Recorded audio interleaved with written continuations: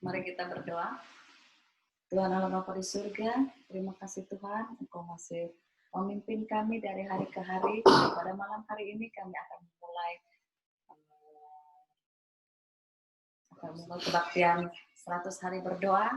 Bila Engkau memberkati kami, memberikan kami roh suci-Mu, supaya kami dapat bersama-sama berbakti untuk mendengar firman Tuhan.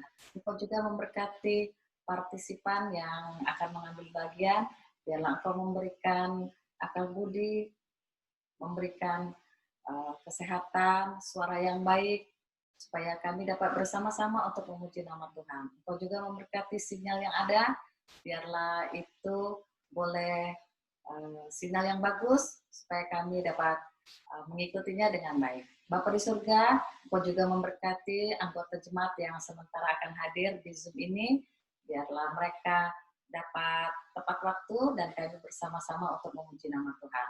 Semuanya ini kami serahkan hanya di dalam nama Yesus yang menjadi juru selamat. Kami sudah berdoa dan mengucap syukur. Amin. Amin. Untuk memulai acara kita, mari kita sama-sama bangkit berdiri, bernyanyi dari lagu buka, lagu Sion nomor 357 oleh keluarga Bapak Ibu Manawan. Oh ya udah. Ya bisa. Kalian kita sekalian nanti untuk doa buka Saudara Michael Manawan.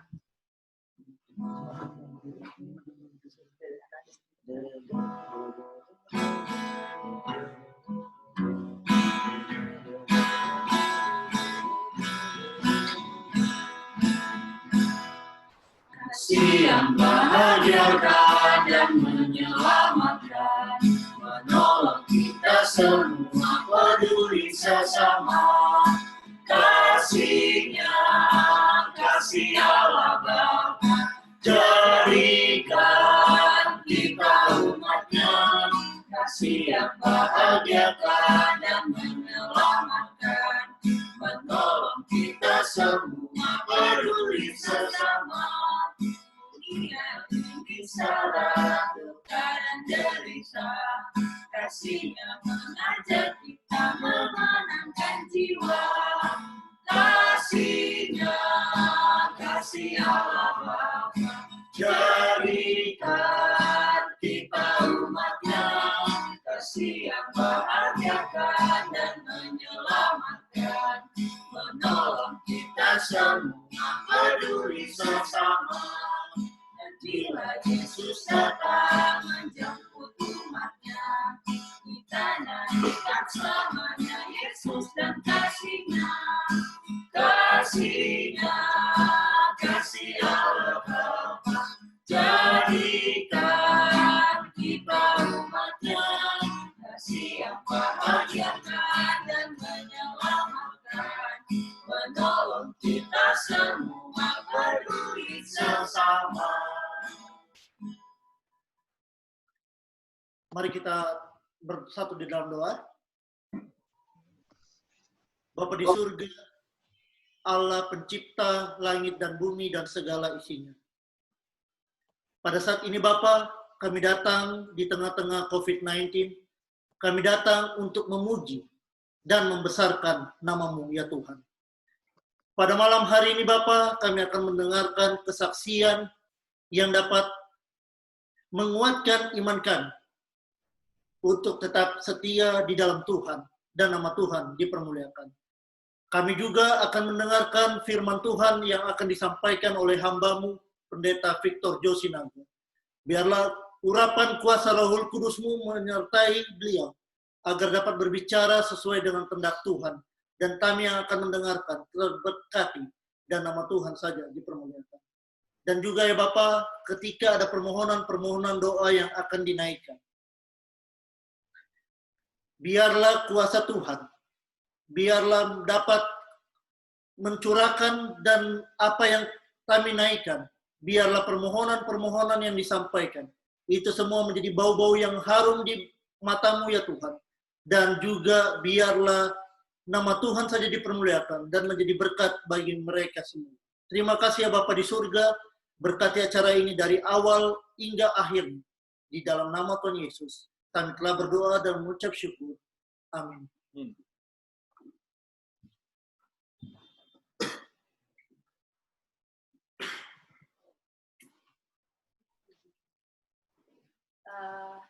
Baik, selanjutnya kita akan mendengarkan kesaksian yang dibawakan oleh Saudara Billy Manawan.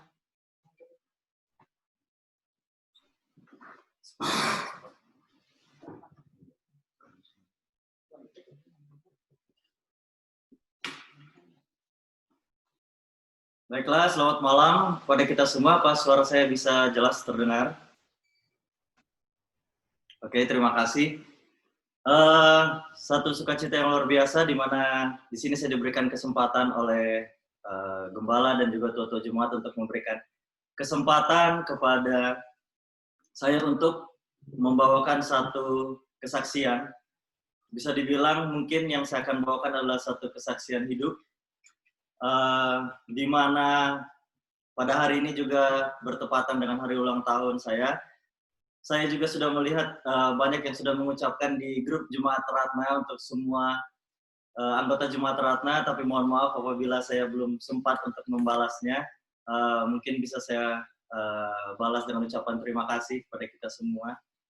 Saudara-saudara, yang ingin saya saksikan pada malam hari ini, mungkin saya akan mencoba untuk meringkaskan, adalah sebenarnya seluruh kehidupan saya, saudara-saudara, merupakan satu kesaksian yang hidup yang bisa saudara-saudara saksikan bagaimana Tuhan memimpin saya di dalam perjalanan hidup saya. Dari saya lahir, saudara-saudara, sebenarnya adalah satu mujizat yang harus saya syukuri bahwa saya bisa hidup dengan sehat sampai saat ini. Jadi, saya lahir tidak seperti bayi yang pada umumnya. Jadi saya lahir dengan berat badan lahir untuk bayi seberat 1.800 gram atau 1,8 kilogram. Kalau saudara-saudara mungkin ada botol kecap kaca yang di rumah, nah mungkin kurang lebih hanya sebesar itu ukuran saya pada saat bayi. Sehingga saudara-saudara, dengan segala kesusahan saya lahir di ibu saya mengalami his atau ada satu mulus-mulus di perut itu di Kayu Agung, sehingga saya harus dibawa ke Palembang di satu daerah, sehingga saya harus dibawa ke Palembang. Dalam perjalanan saya dari daerah Kayu Agung ke Palembang, di situ sudah pecah ketubannya, sehingga saya juga termasuk berisiko bisa mengalami distres, pernapasan di dalam dan segala macam karena cairan ketuban sudah keluar banyak. Lalu ketika sampai di rumah sakit, beruntungnya dari cerita saya tidak susah dikeluarkan karena hanya kecil, saudara-saudara, hanya kecil, beratnya hanya 1,8 kilogram, sehingga hanya satu kali mengedan langsung keluar, saudara-saudara, untungnya. Dan tetapi untuk berikutnya saya harus dimasukkan ditabung untuk bayi sehingga saya bisa bernafas dengan baik, bisa bertumbuh dengan baik, dan puji Tuhan masih sehat sampai hari ini.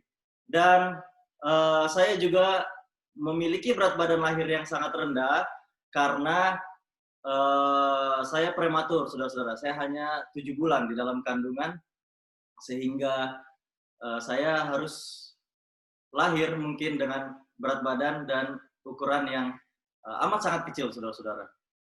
Merupakan satu sukacita bahwa saya masih bisa bertumbuh dengan baik pada anak-anak seperti anak-anak pada umumnya.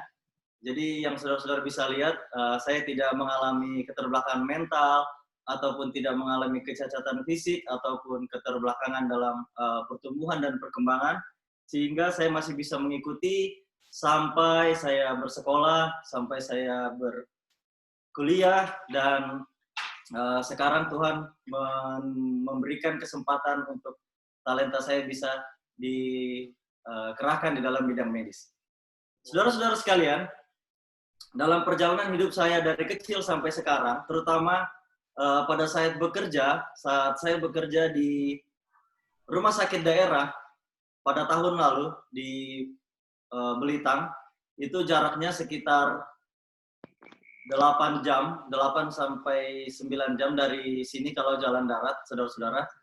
Dan ada satu pengalaman di mana saya merasa bahwa tuntunan Tuhan sangatlah besar di dalam kehidupan saya. Tuntunan Tuhan benar-benar menyertai saya ketika saya mengalami satu masalah tersebut, saudara-saudara. Jadi, saudara-saudara harus tahu bahwa ini kali pertama saya bekerja ataupun saya hidup, saya tinggal di luar dari orang tua. Kalau saya melihat saudara-saudara, kakak saya dikuliahkan di UNAI. Lalu saya sempat berpikir saudara-saudara pada saat kuliah, pada saat SMA, kenapa saya tidak diizinkan untuk berkuliah di luar? Saya waktu mendaftar itu memilih di kuliah kedokteran itu di Aceh dan di Bali, saudara-saudara. Tetapi saya diberi nasihat sehingga akhirnya saya memilih di Palembang di Unsri. Salah satunya juga Om Daniel yang membantu supaya bisa dicoret namanya, diubah di Unsri karena sudah tertulis di Aceh dan di Bali, saudara-saudara. Saya sebenarnya berpikir, saudara-saudara, kenapa? Karena saya merasa bahwa saya lebih mandiri. Kenapa sih saya tinggal? Sepertinya, saudara-saudara, jawabannya adalah karena saya terlalu mandiri, saudara-saudara. Jadi membuat was-was orang tua kalau saya sendiri di luar. Karena saya ingin menyaksikan, saudara-saudara, ada banyak sekali di dalam kehidupan saya di mana Tuhan meluputkan saya dari bahaya, saudara-saudara. Ada banyak sekali karena salah satunya juga saya adalah mungkin anak-anak yang terlalu ekstrim dalam bermain, seperti kalau saya main ke pantai atau main di air terjun, itu saya senang sekali naik sampai ke tinggi-tinggi, lalu lompat dari atas, lalu ke air terjun. Tapi di zona merahnya yang harusnya pakai perahu karet, tapi saya pakai ban biasa, untuk ban mobil yang ban dalamnya itu, sehingga sering saya terseret arus, naik turun, sampai susah bernafas, sampai ya akhirnya saya bisa balik lagi. Nah, banyak sekali saudara-saudara pengalaman dalam kehidupan saya di mana saya diluputkan oleh Tuhan, saya merasakan perlindungan Tuhan, sehingga saya masih bisa hidup sampai sekarang ini. Nah, saudara-saudara, ini kali pertama saya tinggal tidak bersama-sama dengan orang tua, lalu saya bekerja di daerah Belitang tersebut yang sudah saya jelaskan. Ada satu waktu di sana, saudara-saudara, sebenarnya ada kejadian, tetapi yang saya mau bagikan dengan saudara-saudara adalah kesaksian di mana pada saat itu saya di satu rumah sakit itu, saya menjaga IGD dan bangsal, artinya IGD yang di depan dan kamar-kamar rumah sakit di bangsal. Nah, itu biasanya saya memegang pasien-pasien IGD, lalu saya juga mengontrol pasien-pasien rawat inap yang berada di bangsal di belakang. Nah, saudara-saudara, pada satu waktu ketika saya jaga pada malam itu, IGD aman, artinya tidak banyak pasien yang datang. Lalu pasien juga sudah tertangani semua, sehingga saya mengambil inisiatif untuk visit, untuk melihat keadaan di belakang, di bangsal. Perasaan saya sudah sedikit tidak enak, saudara-saudara, karena di salah satu kamar, itu ada sekumpulan keluarga pasien, sekerumun keluarga pasien sekitar 7-10 orang, yang berkerumun dan sepertinya sedang bersih tegang dengan salah satu staf perawat kami yang berada di sana. Sehingga saya bergegas, saya coba untuk cepat-cepat ke sana, dan betul saudara-saudara, sedang terjadi ketegangan di mana keluarga pasien tersebut sedang berpegang-pegangan leher dengan perawat saya, sedang berpegang-pegangan leher dengan perawat rumah sakit tersebut. Sehingga saudara-saudara, kalau kita di daerah itu untuk profesi dokter, profesi guru, pemuka agama itu dianggap agak sedikit lebih dewasa, agak sedikit lebih mempunyai satu kedudukan yang lebih tinggi. Sehingga ketika saya datang di sana, saya mencoba sekuat tenaga dengan perawat-perawat yang lain untuk melerai. Dan karena saya mendengar beberapa kali mereka bilang, dokternya sudah datang. Lalu saya mencoba melerai, lalu saya mencoba berbicara dengan salah satu anggota keluarga. Jadi ternyata feeling saya betul, saudara-saudara. Jadi anggota keluarga yang sedang berkelahi ini, yang sedang bisa dibilang berkelahi atau sedang bersih tegang ini adalah merupakan seorang anak dari pasien yang pasien ini merupakan ayahnya. Jadi pasien ini merupakan ayahnya berumur 70 tahun. Dia berada di kamar, salah satu kamar tersebut dan sedang dirawat.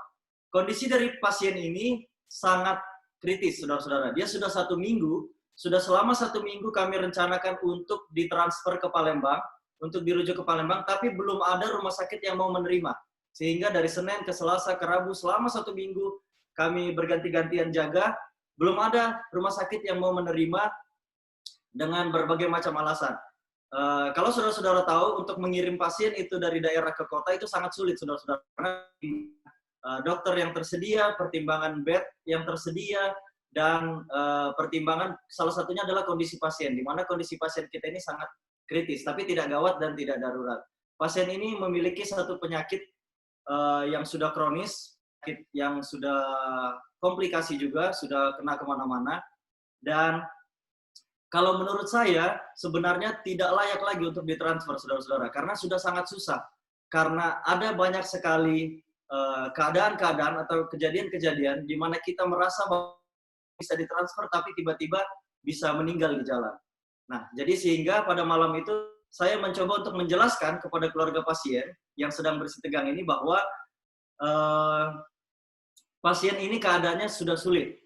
Kami ada beberapa poin-poin, ada beberapa patokan-patokan bagaimana pasien-pasien yang layak, walaupun dalam keadaan kondisi yang kritis, untuk ditransfer. Tapi pasien ini tidak memenuhi syarat, sehingga bukan tidak memenuhi syarat, saudara. Artinya dia ada di batas-batas antara bisa dan tidak bisa, ada di batas-batas yang sangat tipis sekali, sehingga resikonya sangat besar kalau kita memaksakan untuk ditransfer.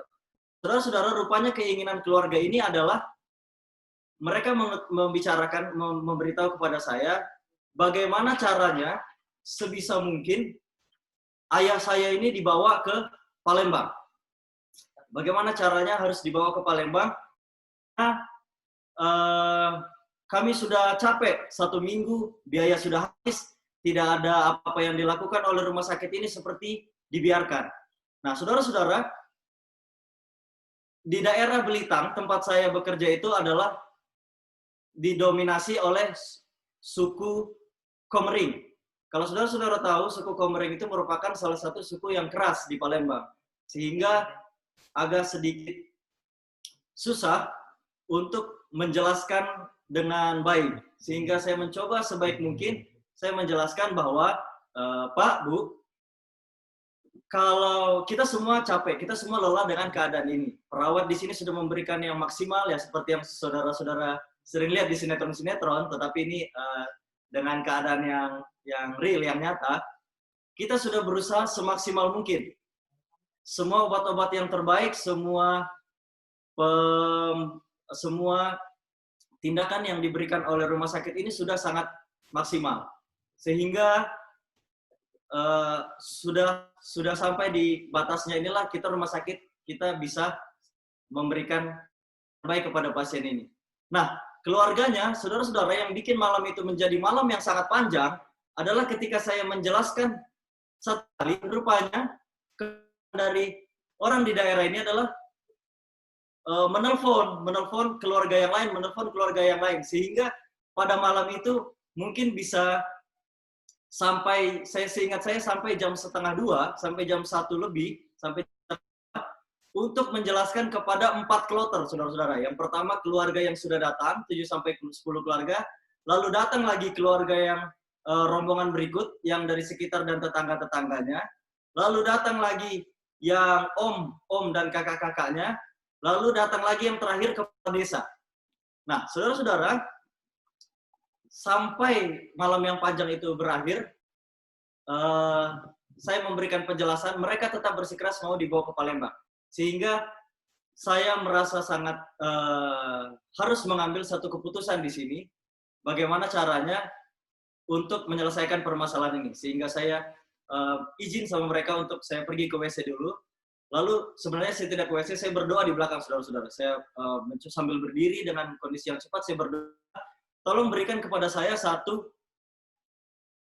tindakan, keputusan yang bisa dibuat agar tidak terjadi apa-apa. Karena yang pertama ini menyangkut resiko dari rumah sakit, resiko dari profesi saya, lalu yang terlebih lagi kan adalah resiko dari pasiennya.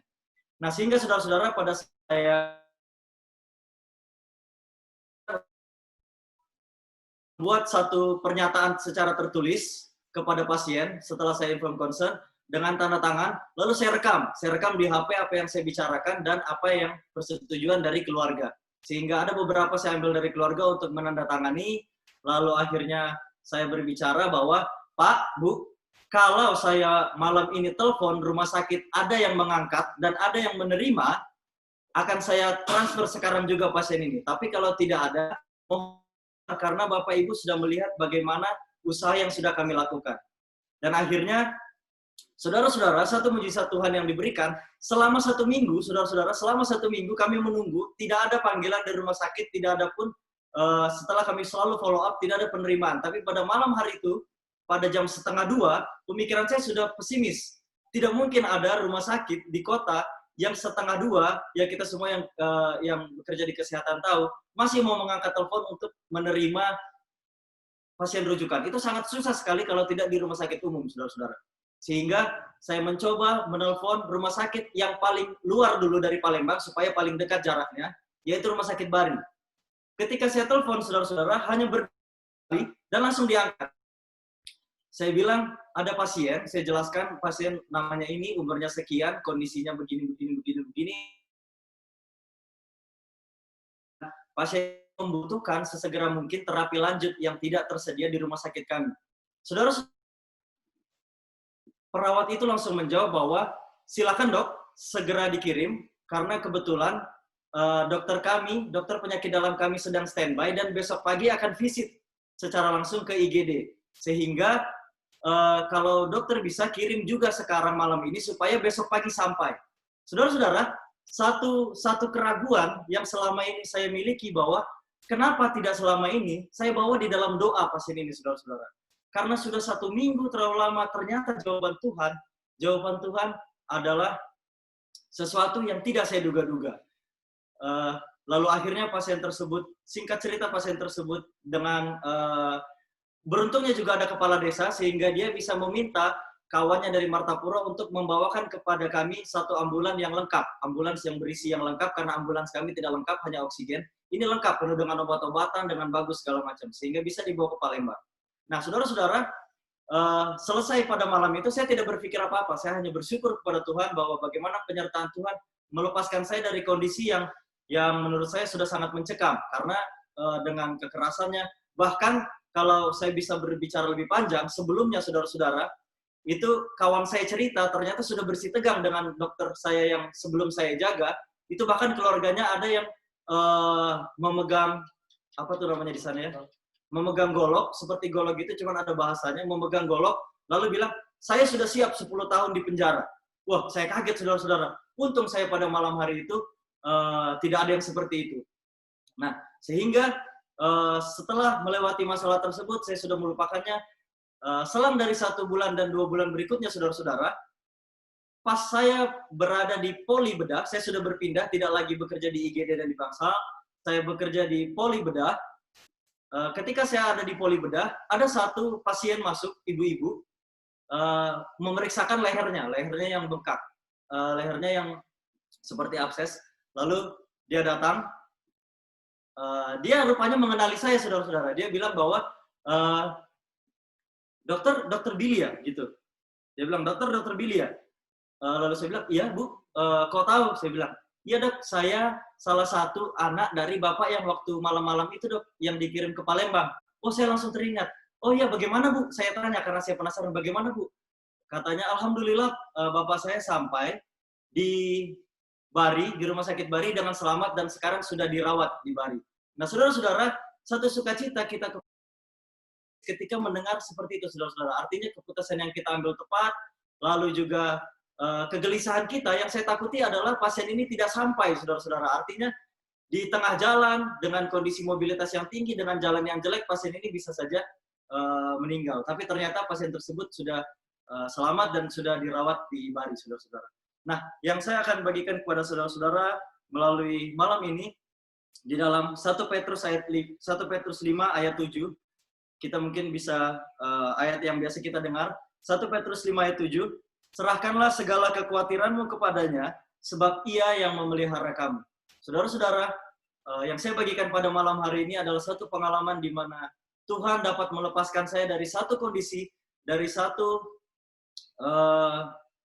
masalah yang menurut saya sangat besar, dan Tuhan langsung menjawab doa saya. Sehingga itu dapat menjadi pedoman di dalam kehidupan saya, begitu juga dalam kehidupan kita semua. Bagaimana ketika ada masalah, ingatlah bahwa Tuhan akan memberikan jawaban yang terbaik kalau kita mau untuk datang terlebih dahulu kepadanya. Terima kasih, kiranya Tuhan memberkati kita semua. Amin.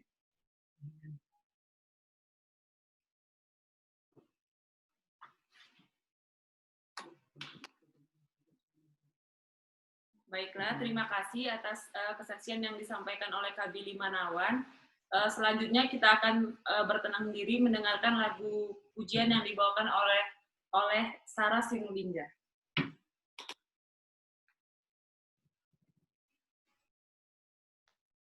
Selamat malam bagi kita semuanya. Apakah suara saya terdengar?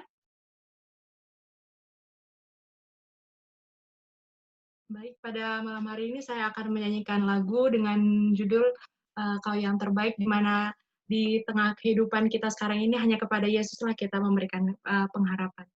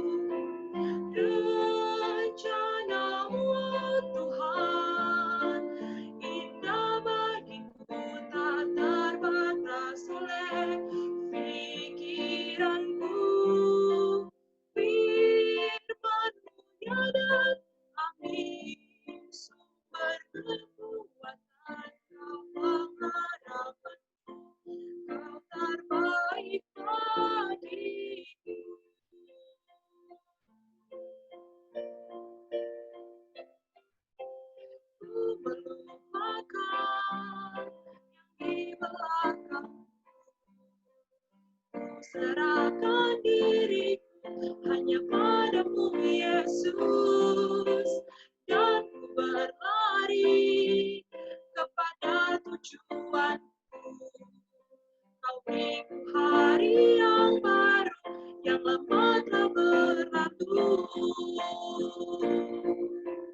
Rencana-Mu Tuhan, indah bagiku, tak terbatas oleh pikiranku. Firman-Mu ya dan amin, sumber kekuatan, Kau pengharapanku, Kau terbaik bagiku. Kau terbaik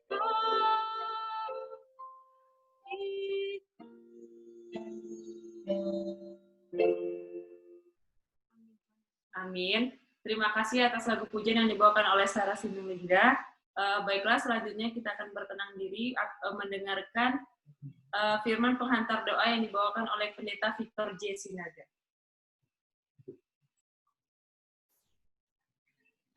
Selamat malam, saudara-saudara. Dikasihi Tuhan. Selamat malam, Pendeta. Baik, terima kasih untuk kesempatan malam hari ini. Senang rasanya melihat wajah-wajah dari saudara-saudara di Palembang. Waduh, sudah rindu kita bertemu lagi, tapi memang COVID ini membuat semuanya jadi berubah. Kita hanya bisa bertatapan dengan layar komputer kita masing-masing atau HP kita. Baik, saudara-saudara, malam hari ini kita sudah sampai di malam yang ke-70. Sudah 70 malam kita bersama-sama berdoa, masih ada sekitar 30 malam lagi. Artinya kita sudah sampai di titik yang lebih daripada apa yang seharusnya kita bisa lakukan sewaktu masih normal ya. Tapi di keadaan yang sekarang ini kita boleh memiliki kerinduan untuk berbakti yang sangat kuat. Baik, saudara-saudara, pelajaran kita malam hari ini adalah diberikan topiknya hukum kasih. Hukum kasih. Hukum kasih ini tentu kalau kita masih membaca kata ini sangat luas sekali. Luas dalam arti masih banyak yang bisa kita coba telusuri dan perdalam lagi untuk memahami apa yang dimaksud dengan hukum kasih. Tapi malam hari ini kita coba ambil bagian-bagian yang sudah disediakan dari organisasi kita melalui pelajaran malam hari ini. Ayat yang dipilih dari Matius pasal 5 ayat yang ke-17, saudara boleh buka Alkitab, saya tidak menyiapkan screen-nya, dan kita boleh baca di Alkitab kita masing-masing, dan juga boleh saudara memperhatikan dengan pelan-pelan pelajaran pada malam hari ini. Matius pasal 5 ayat yang ke-17 dan 18. Janganlah kamu menyangka bahwa aku datang untuk meniadakan hukum Taurat atau kitab para nabi. Ada satu kata yang perlu kita coba garis bawah, yang pertama ini adalah untuk meniadakan. Untuk menghilangkan, berarti bisa juga untuk mengurangi, atau bisa juga untuk menghapuskan. Aku datang bukan untuk meniadakannya, melainkan untuk menggenapinya. Kata yang kedua yang kita mau garis bawahi adalah menggenapinya.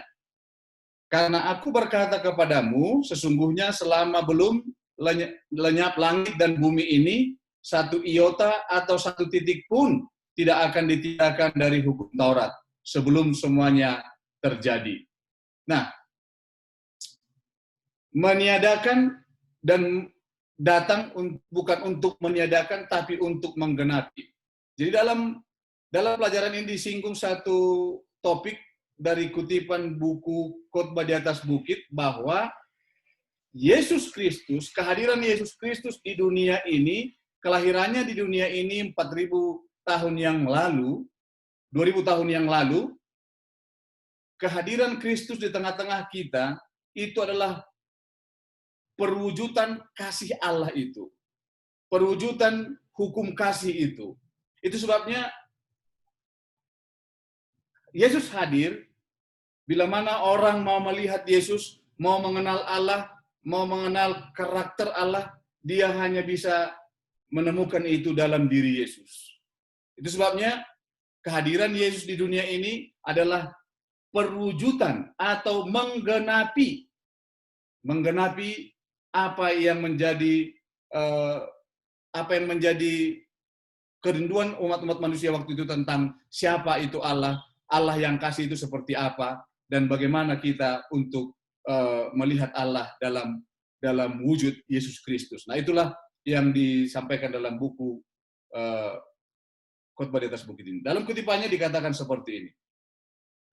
Dari semua orang yang paling mulia dan paling lembut di antara manusia hanyalah pantulan cahaya yang redup dari keindahan karakter Kristus. Jadi, tidak ada satu orang manusia di dunia ini pun yang bisa menjadi satu ukuran, yang bisa menjadi panutan, yang bisa menjadi contoh soal kasih Allah itu. Kalau kita pernah ketemu di Palembang orang yang bermurah hati, kalau kita pernah ketemu di Palembang orang yang sangat berbaik hati, yang suka menolong, memberi, membantu, itu betul perwujudan kasih Allah juga. Tapi itu masih dianggap pantulan cahaya yang redup. Nah, kita bersyukur. Tidak apa-apa. Kita disebut walau masih cahaya redup, bahkan di buku lain kesetiaan kita, kekudusan kita masih hanya dianggap seperti kain kotor atau kain usang. Tidak apa-apa. Tapi kita bisa melihat bagaimana karakter kasih Kristus itu, kalau kita melihat diri kita ini, yang sehebat apapun yang kita sudah bangun dalam diri kita ini, di hadapan Kristus, dibandingkan dengan kasih Kristus, dibandingkan dengan kehidupan Kristus, kita hanyalah bagaikan pantulan. Ini pantulan, bukan sumber terangnya. Hanya pantulan, hanya memantulkan sedikit saja, bahkan disebut cahaya yang redup.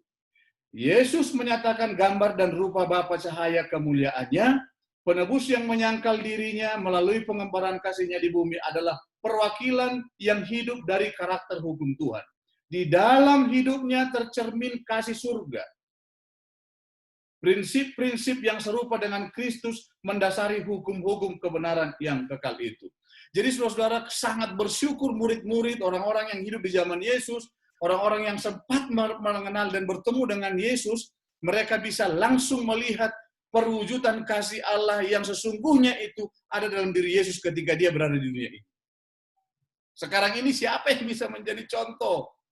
Kita mau buat menjadi satu patokan. Inilah perwujudan kasih Kristus yang seharusnya kita masing-masing setelah Yesus tidak lagi ada di dunia ini, kita masing-masing mulai dari murid-muridnya, rasul-rasulnya, tua-tua gereja mula-mula sampai kepada kita sekarang, hamba-hamba Tuhan, penatua jemaat dan orang per orang adalah harus menjadi juga perwujudan kasih Allah di tengah-tengah dunia ini.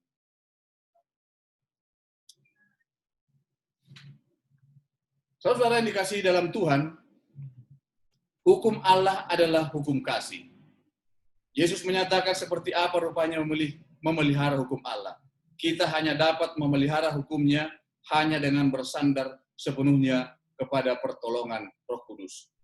Saudara yang dikasihi Tuhan, saya ingin membuat satu rumusan antara hukum kasih itu, penurutan kita terhadap hukum kasih itu dengan rencana keselamatan kita sebagai orang berdosa. Saya mau ajak saudara untuk membuka Yohanes pasal 17 ayat yang ketiga. Yohanes 17 ayat yang ketiga, firman Tuhan dituliskan seperti ini. Yohanes 17 ayat yang ketiga.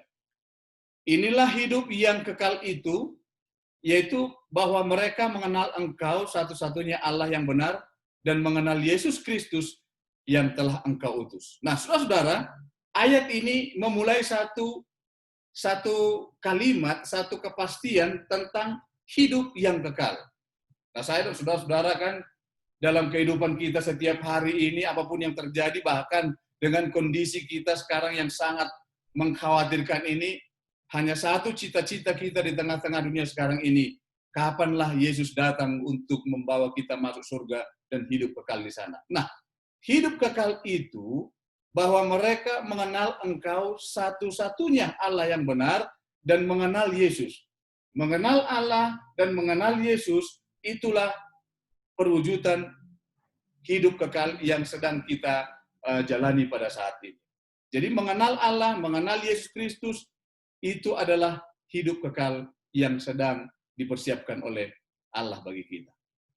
Kemudian, setelah mengenal Allah, mengenal Yesus dengan sungguh-sungguh, mengenal Allah yang benar, mengenal Yesus yang sudah datang ke dunia ini. Apalagi yang kita harus lakukan setelah mengenal Dia?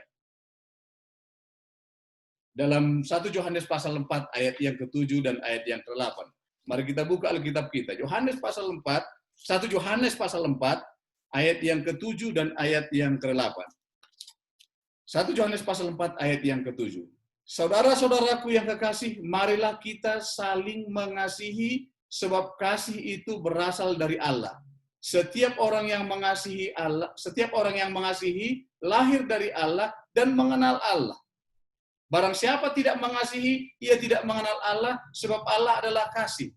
Jadi mengenal Allah itu yang disebut dalam ayat pertama tadi, mengenal Allah itu artinya hidup dalam kasih. Mengasihi orang, mengasihi sesama. Jadi kalau disebut dalam Yohanes pasal 17 ayat 3, hidup kekal itu adalah mengenal Allah. Mengenal Allah yang dimaksud ini adalah mengasihi Allah, mengasihi sesama manusia, atau hidup dalam kasih. Nah, kita buat dulu mengenal Allah itu adalah mengasihi Allah. Kemudian setelah itu apa? Baik, kita tambahkan satu ayat lagi. Yohanes pasal 14 ayat yang ke-15. Yohanes 14 ayat 15, demikian isi firman Tuhan. Jikalau kamu mengasihi aku, kamu akan menuruti segala perintahku. Nah, ini dia. Jadi, rumusan yang sudah dibuat oleh Alkitab ini sangat sederhana sekali. Ketika kita mengenal Allah, ketika kita berkata hidup kekal itu adalah pengenalan kepada Allah dan kepada Yesus Kristus, maka orang-orang yang mengaku mengenal Yesus, mengenal Allah, hidupnya akan dipenuhi oleh kasih. Karena apa? Kasih yang seperti apa? Ini dia. Jikalau kamu mengasihi aku, kata Yesus. Kalau kita mengenal Allah, kalau pengenalan itu adalah bentuk kasih kita kepada Allah, kamu akan menuruti segala perintahku.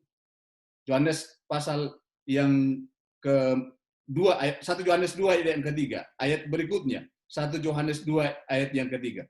Dan inilah tandanya bahwa kita mengenal Allah, yaitu apa? Jikalau kita menuruti perintah-perintahnya. Jadi penurutan kita kepada perintah Allah itu adalah bagian dari proses rencana keselamatan yang sudah disediakan itu. Jadi jangan kaget jangan kaget kita melihat orang-orang yang sudah mendapatkan rencana keselamatan, menghidupkan jalan rencana keselamatan ini, hidupnya akan dipenuhi oleh kasih, hidupnya akan dipenuhi dengan kemurahan, hidupnya akan dipenuhi dengan hal-hal yang memang Yesus Kristus dulu lakukan di tengah-tengah dunia ini.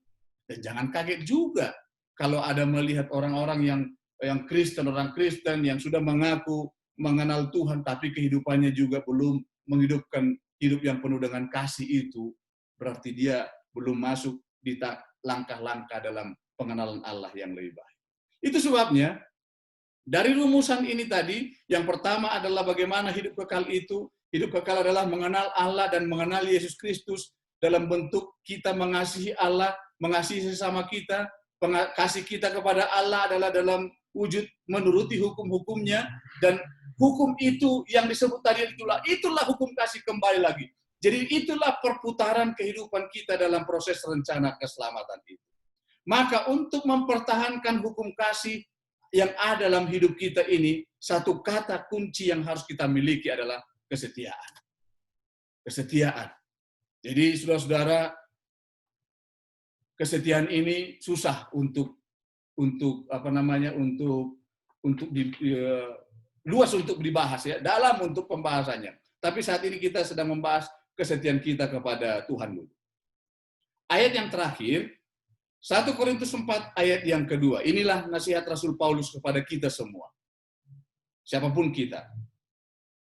Yang akhirnya dituntut dari pelayan-pelayan yang demikian ialah bahwa mereka ternyata dapat dipercayai.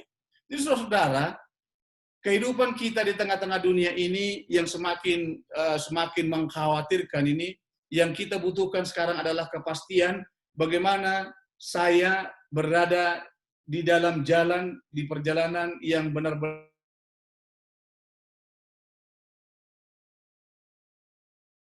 dalam proses berakhir ini, masyarakat negara kita Indonesia, bahkan seluruh dunia ya, ada satu golongan masyarakat yang paling disorot di seluruh dunia saat ini. Yaitu siapa? Para petugas medis, para dokter-dokter. Di Jemaat Ratna di Palembang banyak dokter, ada beberapa perawat-perawat.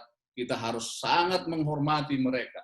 Mereka adalah bagian yang telah mengorbankan apa yang mereka miliki untuk menolong orang lain. Nah, yang paling disorot dalam kehidupan kita saat ini, beberapa bulan terakhir ini adalah para medis, petugas medis, dokter, perawat, staf rumah sakit yang terus berjuang menolong orang yang sedang menderita penyakit ini. Ada orang yang dari mereka juga, ada juga yang sudah tidak sanggup, tidak mampu menyerah. Beberapa waktu lalu kita bisa lihat kan ada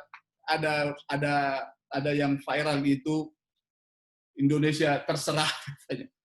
Dokter sudah capek, perawat sudah menyerah, kami tidak mau lagi, kata susah diatur. Tidak mampu lagi. Sudahlah kamu saja di luar, kami pulang ke rumah. Begitu banyak slogan-slogan dibuat untuk menunjukkan rasa lelah yang mereka sudah perjuangkan, tapi orang tidak menghargai. Ada yang menyerah, ada yang takut. Bahkan saya pernah membaca berita di sebuah rumah sakit di Kabupaten Ogan Ilir, ya kalau tidak salah. Ada satu rumah sakit di sana, ada sekitar 100 berapa perawat yang akhirnya diberhentikan oleh karena mereka saya dengar di berita itu mereka mengadakan unjuk rasa atas kebijakan atau apalah yang ada di sana dalam penanganan COVID ini, kemudian mereka diberhentikan. Jadi ada orang yang takut, ada orang yang khawatir, ada yang menyerah, tapi banyak juga yang tetap bertahan dan setia kepada tugas dan panggilan yang mereka sudah ambil dari sejak awal. Jadi saudara yang dikasihi Tuhan, anggaplah kita ini seperti para dokter dan perawat sedang menangani para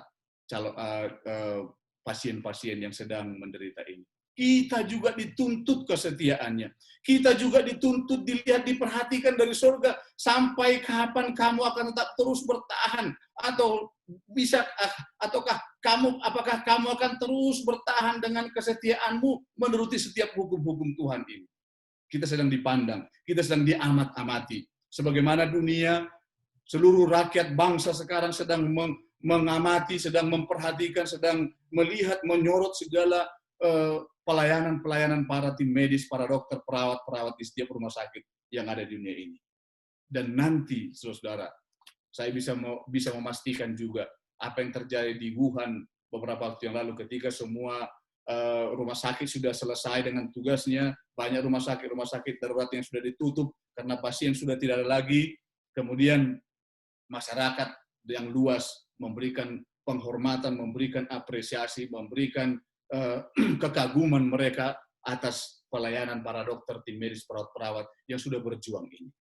Saya percaya juga kemuliaan yang lebih luar biasa nanti juga akan dipertontonkan surga kepada setiap umat-umat Tuhan yang sedang berjalan menuju Kanaan surgawi ini. Semua malaikat akan meniup trompetnya, meniup alat musik, memuji Tuhan satu persatu, seorang per orang, keluarga-keluarga masuk ke dalam kerajaan surga menemui Kristus juru selamat mereka. Kesetiaan terhadap hukum Allah itu adalah menjadi satu kepastian yang harus tetap kita miliki. Itu sebabnya saudara-saudara yang dikasihi Tuhan.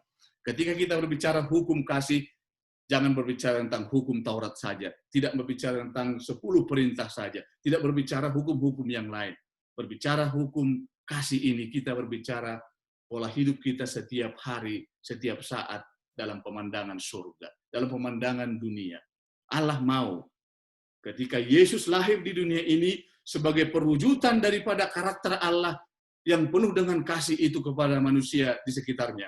Allah juga mau saya dan saudara, keluarga-keluarga kita yang ada di distrik Palembang, hadirnya kita di kota Palembang, hadirnya kita dimanapun berada adalah juga perwujudan kasih Allah di tengah-tengah dunia ini. Sehingga ketika para pasien melihat Dr. Billy ini, yang dilihat itu bukan Billy lagi, tapi ada Kristus yang dilihat di sana.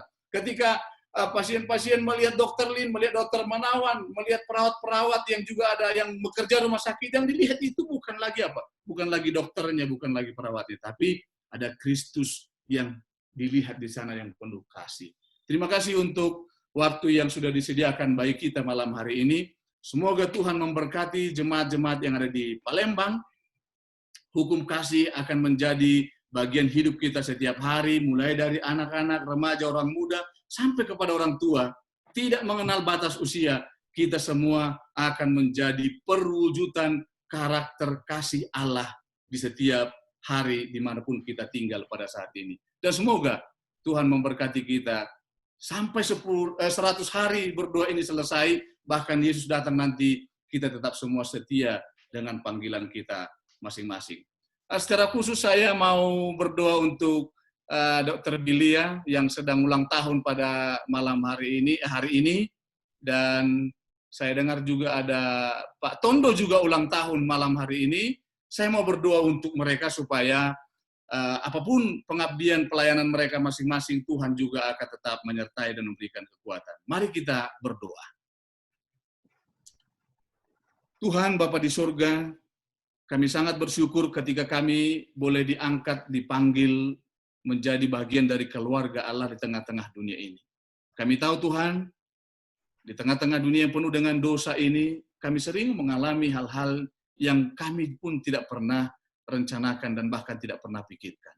Tapi Tuhan telah hadirkan kami untuk menjadi pelayan satu dengan yang lain.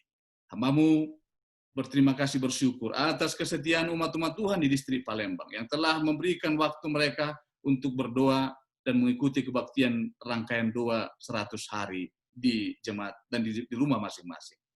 Terima kasih Bapak, karena malam hari ini hamba-Mu boleh memberikan kesempatan berdoa untuk memohon berkat Tuhan bagi saudara-saudara kami, anak-anak Tuhan yang sangat Engkau kasihi.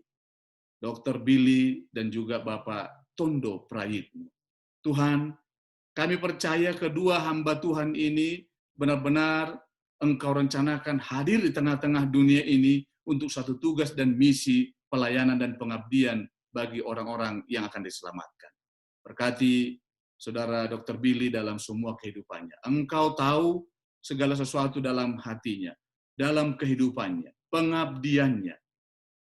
Biarlah Tuhan tetap selalu mendampingi dia dalam proses pengabdian selanjutnya, pelayanannya, dan apapun menjadi rencananya untuk yang sedang akan dia lakukan, Tuhan juga yang selalu menolong dan campur tangan. Kami juga berdoa untuk Bapak Tondo Prayitno. Kami percaya Tuhan juga akan menolong dia dalam berkat-berkat kesehatan, dalam sukacita bersama dengan keluarga, istri, dan anak-anaknya. Kami percaya Tuhan akan memberikan berkat yang limpah dari surga. Dan kami juga berdoa bagi saudara kami, sahabat-sahabat kami yang mungkin ada juga sedang merayakan ulang tahun pada malam hari ini, pada hari ini yang tidak bisa kami sebutkan satu persatu. Tuhan akan memberkati mereka. Terpujilah Engkau Tuhan. Terima kasih atas segala berkat-Mu. Kami percaya kasih-Mu tidak pernah berubah, bahkan tidak pernah berkurang sedikit pun, karena Engkau sangat peduli dengan kami, dan Engkau akan selalu menolong kami. Terima kasih Tuhan, dalam setiap pergumulan kami, Engkau hadir dalam perbaktian malam hari ini. Kami persembahkan doa ini dalam nama Yesus Kristus Tuhan dan Juru Selamat kami. Amin. Tuhan memberkati kita dan jemaat pun boleh diberkati pada malam hari ini. Amin. Terima kasih. Ya, terima kasih atas firman pengantar doa yang dibawakan oleh Pendeta Victor J. Sinaga. Selanjutnya kita akan berdoa yang akan dipimpin oleh 3 pendoa kita, yaitu Ibu Sri Ulina Sembiring, Ayu Silalahi, dan Samuel Sembiring. Untuk pokok-pokok doanya sudah ada di-share di WA jemaat. Apakah ada pokok-pokok doa tambahan dari jemaat?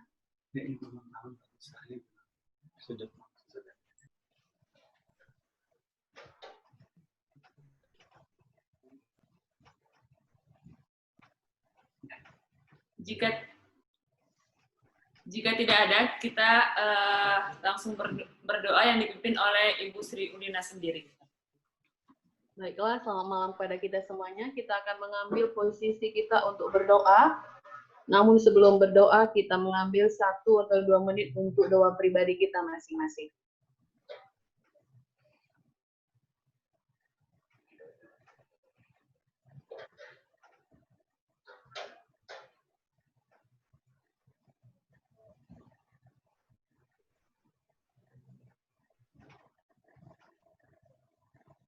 Allah Bapa yang di surga, terima kasih untuk kesempatan yang baik pada malam ini. Engkau telah memberikan kecurahan Roh Kudus-Mu kepada kami, sehingga kami dapat hadir pada malam ini untuk mendengarkan firman Tuhan, baik melalui lagu-lagu pujian. Dengan kami penuh sukacita menghadap kepada-Mu agar kiranya seluruh rangkaian ibadah kami pada malam ini berkenan di hadapan-Mu. Kami telah mendengarkan firman Tuhan yang telah disampaikan oleh Pendeta Sinaga.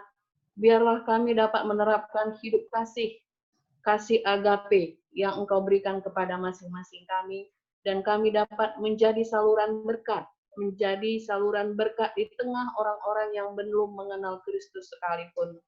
Kami berdoa untuk pelayanan pendeta Sinaga di Bandung, berkati dia dalam rencana hidupnya, memberkati rumah tangganya, dan memberkati anak yang telah Engkau anugerahkan. Biarlah dia dapat bersukacita di dalam pelayanannya.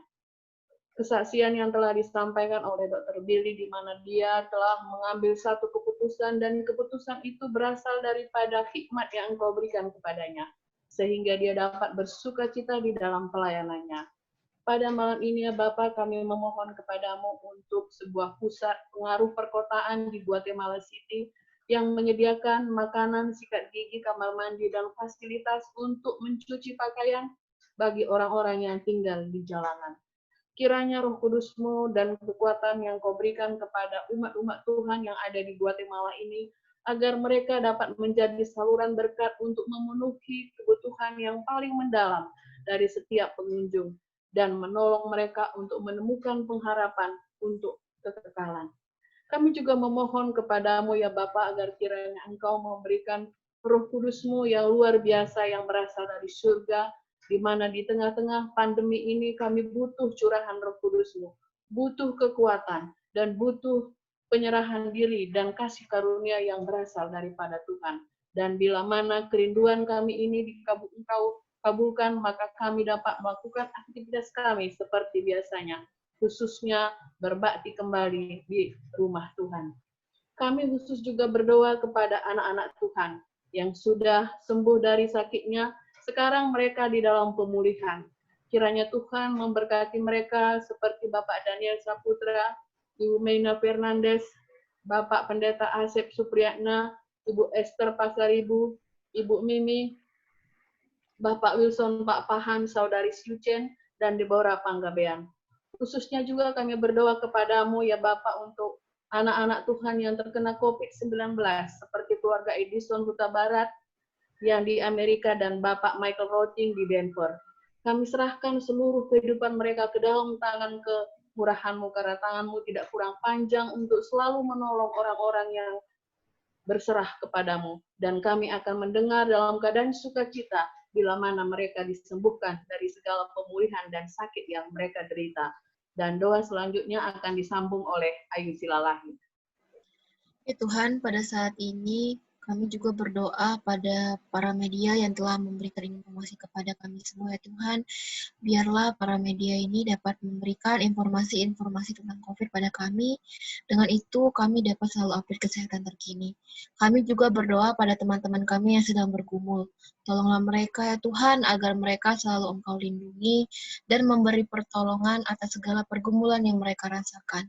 Kami juga ya Tuhan berdoa pada semua tenaga medis yang sudah mengabdikan dirinya untuk menangani dan melayani pasien COVID-19, khususnya kepada Dr. Manawan, Dr. Iren, Dr. Malayaki, Ibu Suryanti Sihaan, Ibu Berliana Situmorang, Kak Uli Purba, dan saudara-saudara kami yang ada di Rumah Sakit Arfan Medan, Lampung, Manado, Bandung, dan sekitarnya. Engkau selalu melindungi mereka ya Tuhan di setiap pekerjaan mulai yang mereka lakukan. Kami juga berdoa kepada anak-anak Tuhan yang jauh dari orang tua karena bekerja, jalani pendidikan. Tolonglah ya Tuhan, Engkau lindungi kami agar kami selalu tetap sehat. Engkau tahu juga ya Tuhan bahwa dalam pandemi ini banyak teman-teman kami dan saudara-saudara kami yang kehilangan pekerjaan. Tolong Engkau sertai juga mereka dalam kecukupan kebutuhan sehari-hari mereka. Dan doa ini akan dilanjutkan oleh saudara kami Samuel.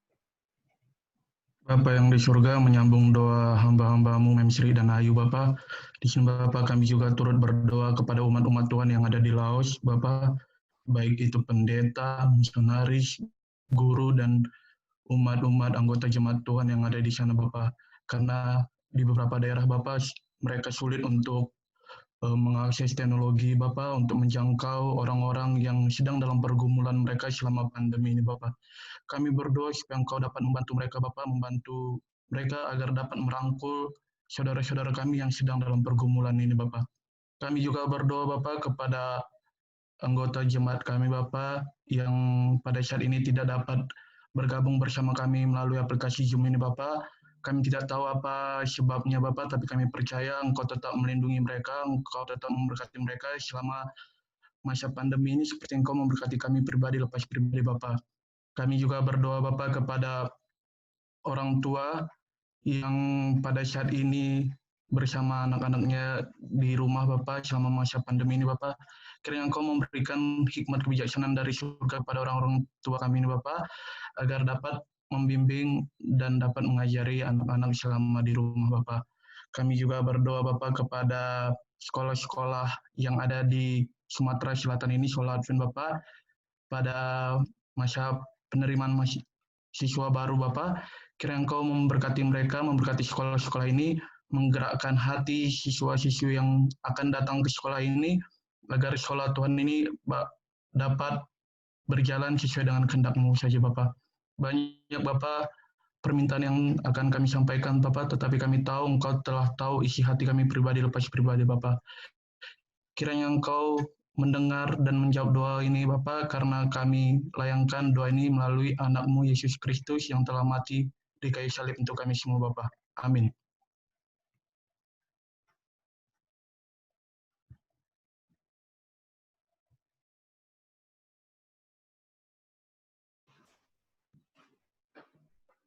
Baiklah, untuk menutup acara perbaktian kita pada malam ini, mari kita bernyanyi dari lagu penutup, lagu Sion nomor 5, yang akan dibawakan oleh keluarga Bapak Hasi Tompul. Mari sama-sama kita bangkit berdiri, dan nanti akan dilanjutkan dengan doa penutup oleh Ibu Desi Tompul.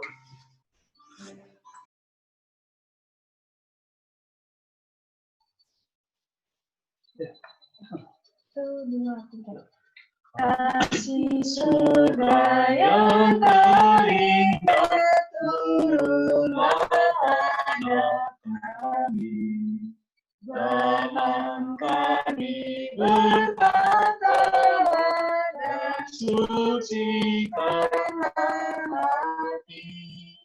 Yesus Engkau berkasihan, kasih-Mu tak terduga, marilah kerajaan dalam hati yang besar, hembuskanlah Roh Kudus dalam hati yang berkah. Ya Juru Selamat yang tulus, beri kedamaian jiwa. Engkau Tuhan berkuasa, Allah dari iman, bangkit dosa dari jiwa, berikanlah kemenangan.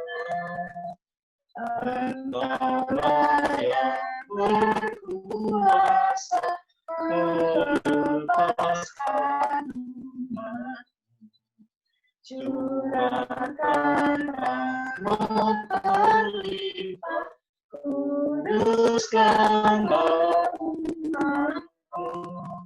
Padamu kami berbakti, oleh kemurahan-Mu kami tak akan berhenti memuliakan nama-Mu.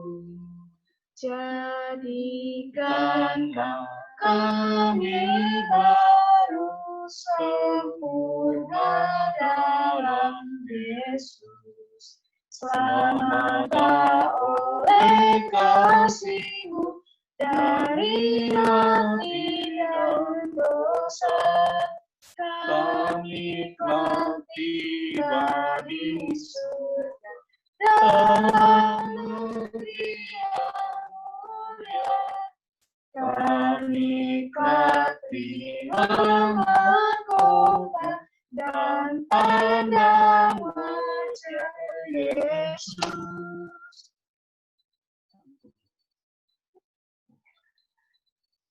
Mari kita berdoa. Bapa kami yang bertata di dalam kerajaan surga, Bapa yang kami puji dan sembah melalui anak-Mu Yesus yang telah mati bagi kami di kayu salib. Kami mengucap syukur atas segala berkat yang Tuhan limpahkan kepada kami. Kami mengucap syukur Tuhan atas segala berkat yang Engkau berikan khususnya pada malam hari ini, pada 100 hari berdoa yang kami buat Tuhan sebagai ibadah kami pada malam hari ini. Khususnya Tuhan, kami telah mendengarkan kesaksian yang dibawakan oleh Dr. Billy yang menguatkan hati kami. Biarlah Tuhan memberkati juga Dr. Billy dalam pelayanannya, sehingga biarlah nama Tuhan saja yang dipuji, dan biarlah dia dan seluruh umat-umat-Mu dan Dr. Billy dapat menerima berkat-berkat yang Tuhan selalu siapkan bagi kami. Demikian juga Tuhan, kami bersyukur telah mendengarkan firman-Mu yang telah disampaikan Bapak Pendeta Puji Sinaga. Biarlah Tuhan, berkat-berkat yang disampaikan boleh menjadi berkat yang indah di dalam kehidupan kami Tuhan sehari-hari, dalam melaksanakan hari-hari kami di depan. Tuhan, kami juga bersyukur atas segala limpah berkat yang Engkau berikan kepada kami. Dalam segala hal yang Engkau berikan Tuhan, biarlah itu juga menjadi berkat-berkat yang menjadi milik usaha kami Tuhan, dan dapatkan bahwa Tuhan dalam kehidupan kami. Terima kasih Tuhan, karena Engkau telah memberikan kepada kami kesempatan di mana media Zoom ini menjadi tempat yang baik Tuhan untuk kami beribadah bersama-sama dan mendengarkan firman Tuhan. Terima kasih atas berkat-berkat-Mu. Biarlah kami juga boleh beristirahat pada malam hari ini untuk mengisi kehidupan kami di hari besok Tuhan. Berkatilah seluruh umat-umat-Mu yang mendengarkan dan yang mengikuti, serta yang menjadi saksi-saksi-Mu Tuhan dimanapun mereka berada. Biarlah kami juga Tuhan menjadi orang-orang yang berbahagia dalam kehidupan kami bersama dengan Yesus. Inilah doa dan permohonan kami Bapa, dalam nama Yesus kami berdoa dan mengucap syukur. Amin. Amin.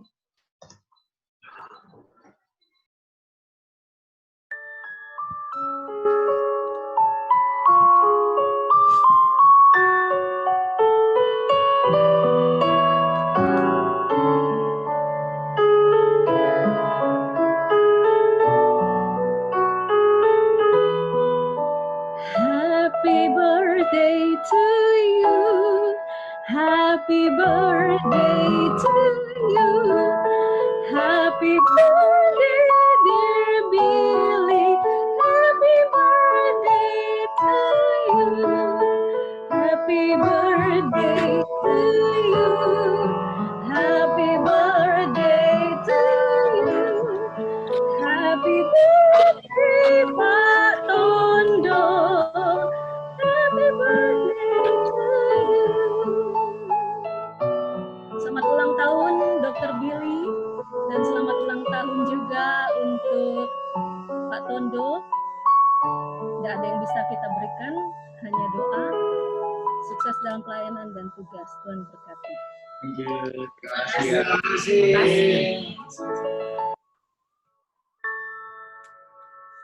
Baiklah, acara 100 hari berdoa pada malam ini sudah selesai. Saya kembalikan kepada pendeta di.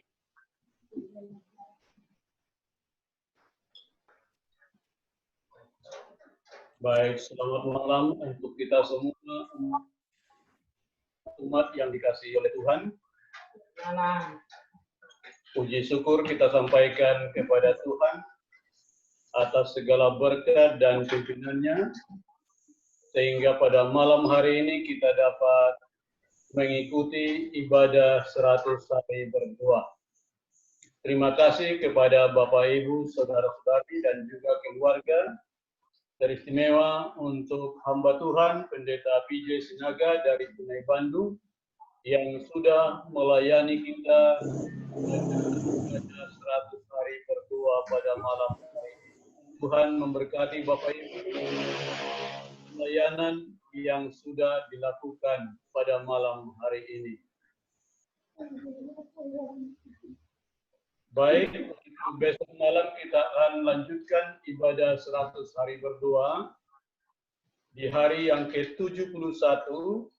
Adapun yang akan melayani kita, protokol Saudari Leni Miranda Sihombing, lagu buka, lagu Sion nomor 292, keluarga Bapak E. Sagala, doa buka Ibu W. Sagala, Kesaksian disampaikan Bapak Denis Tilon. Lagu pujian keluarga Bapak D. Saputra. Firman penghantar doa Pendeta Kuswindarto. Materi dari fokus doa. Adapun pendoa kita yang pertama Bapak M. Siaan, pendoa yang kedua Ibu P. Siaan, pendoa yang ketiga Saudari Afrida Nenggolan. Lagu penutup lagu siang nomor 395 keluarga Simatupang dan doa penutup Ibu M.Y. Simatupang. Inilah yang akan melayani kita di acara ibadah 100 hari berdoa untuk besok malam. Demikian pengumuman dari kami. Ada mungkin pengumuman tambahan dari Pendeta Simbolon atau jemaat, kami persilahkan.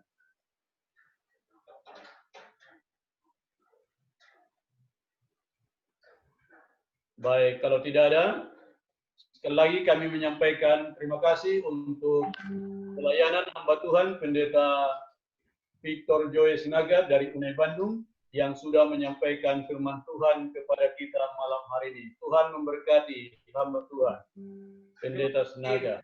Terima kasih, terima kasih semua. Malam Tuhan berkati.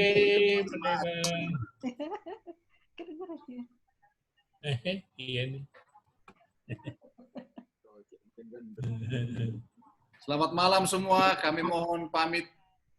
Selamat malam. Om Daniel. Indonesia. Ada semua orang. Indonesia. Kita lagi ujian online. Baik, terima kasih. Memang luar biasa ini. Coba kalau sekarang aja pun udah luar biasa. Coba kalau ada pendamping ini pasti akan lebih luar biasa lagi. Semoga Tuhan memberkati kita semua.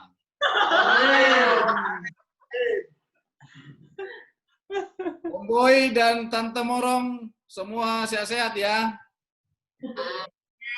Udah nggak kelawan itu pendeta, nggak usah lagi dilawan-lawan. Ibu Marlisa, selamat malam ya, sehat-sehat. Sehat, terima kasih pendeta. Ya. Tuhan berkati kita semua. Amin. Pamit semuanya. Baik, sekali mendatang ke Palembang. Billy mau bagi-bagi kue. Billy, selamat ulang tahun ya Billy ya. Baik-baik ya di sana ya. Lagi.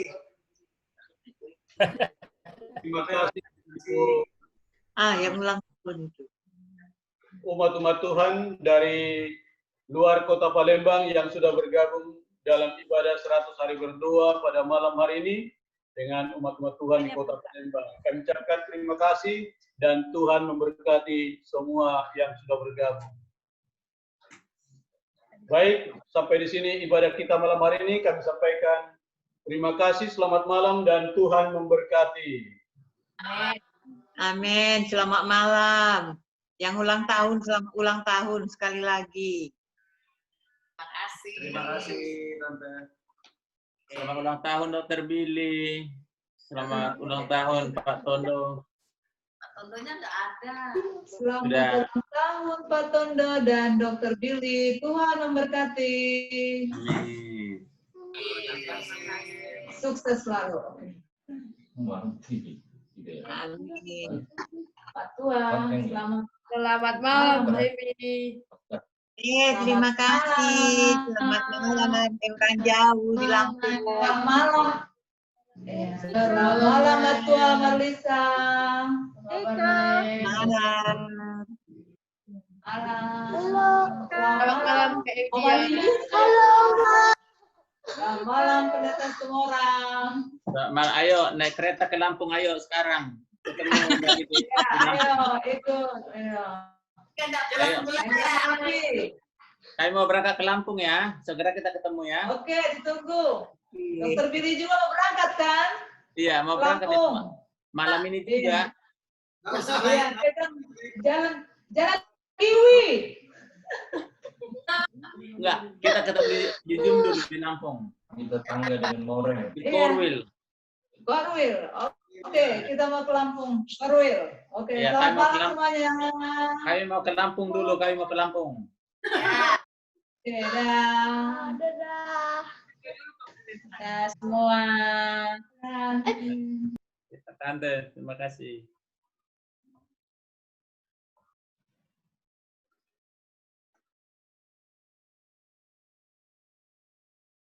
Lampu mati. Lampu mati tadi. Siapa?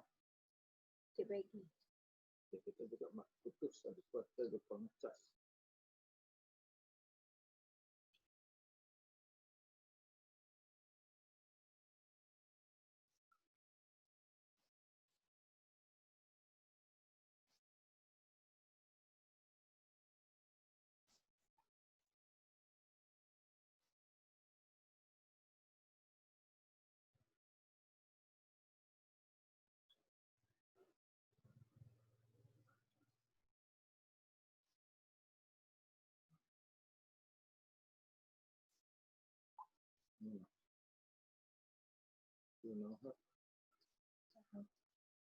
Anak aku Henry. Anak kita. Agak miring-miring sedikit. Agak lunatik. Lunatik apa? Sizo. Siapa yang kangen? Ya, hari itu kata mereka kawin sama si kakek tua, dokter tua, dokter Sabranira, profesor. Yang di Lampung, di Pekanbaru. Iya. Jadi lakinya buka praktek di sini, udah tua lah kakek si dokter itu. Aku masih kecil sunat di praktek dia. Jadi di depan dia bikin praktek dukun. Kata praktek.